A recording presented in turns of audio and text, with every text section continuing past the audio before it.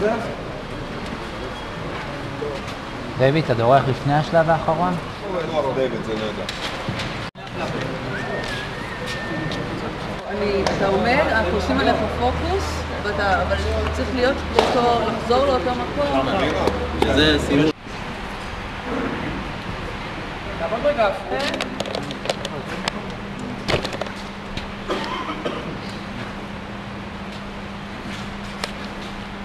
רגע, תעצור כאן.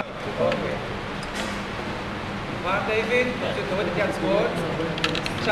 עכשיו אני מזכיר לך. אתה מכניס את היד. כשאתה מניף, לאיזה כיוון אתה מניף? לשם? תחזור.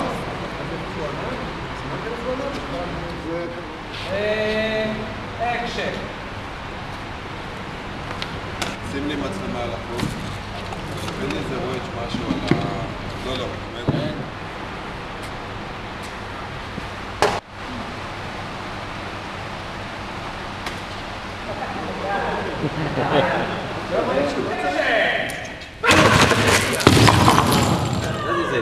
אקשן! חרב הלונגסורד האירופית הייתה רבת עוצמה, אך נדרש מאמץ רב להנפתה.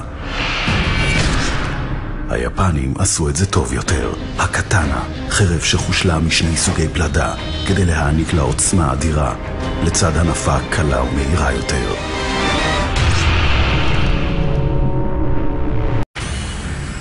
שריון האבירים באירופה היה חזק, אך כבד ובעל נקודות תורפה רבות.